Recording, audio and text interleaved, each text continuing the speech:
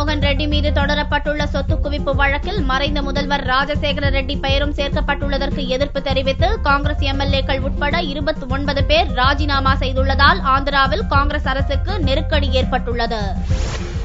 YSR Congress தலைவரும் ஆந்திர முன்னாள் முதல்வருமான ராஜசேகர ரெட்டியின் மகனான ஜெகன்மோகன் ரெட்டி பல்லாயிரக்கணக்கான கோடி ரூபாய் மதிப்புள்ள சொத்துக்களை குவித்திருப்பதாக சிபிஐ வழக்கு பதிவு செய்துள்ளது. இது தொடர்பாக ஆந்திரா, தமிழகம், கர்நாடகா உள்ளிட்ட 7 மாநிலங்களில் உள்ள ஜெகன்மோகனின் வீடுகள், நிறுவனங்களில் சிபிஐ அதிகாரிகள் அதிரடி சோதனை நடத்தினர். அரசியல் ரீதியாக ஜெகன்மோகனை சந்திக்க முடியாத காங்கிரஸ் கட்சி சிபிஐயை துணைக்கு அழைத்துக் கொண்டு பழிவாங்குவதாக ஆதரவாளர்கள் கண்டனம் தெரிவித்தனர்.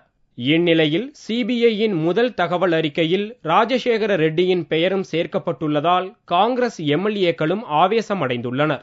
ஜெகன்மோகனுக்கு எதிரான நடவடிக்கை என்ற பெயரில் ராஜசேகர ரெட்டியின் பெயருக்கு களங்கம் கற்பிக்க முயற்சி நடப்பதாக குற்றம் சாட்டி காங்கிரஸ் எம்எல்ஏக்கள் 29 பேரும் தெலுங்கு தேசம் மற்றும் பிரஜா ராஜ்யம் கட்சியைச் சேர்ந்த தலா 2 எம்எல்ஏக்களும் ராஜினாமா செய்துள்ளனர்.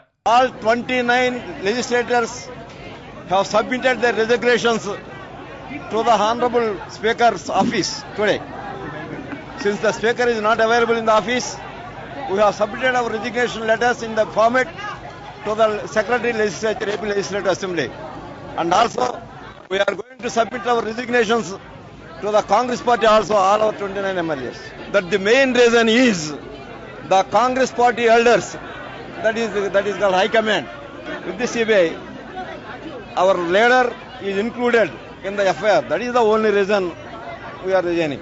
இதனால் ஆந்திராவில் ஆளும் கட்சியாக உள்ள காங்கிரசுக்கு புதிய நெருக்கடி ஏற்பட்டுள்ளது. ஜெகன்மோகன் ரெட்டி தனி கட்சி துவக்கிய போதும் காங்கிரஸில் நீடித்த 25 எம்எல்ஏக்கள் தற்போது அவருக்கு ஆதரவாக திரண்டிருப்பது ஆந்திர அரசியலில் பரபரப்பை ஏற்படுத்தியுள்ளது.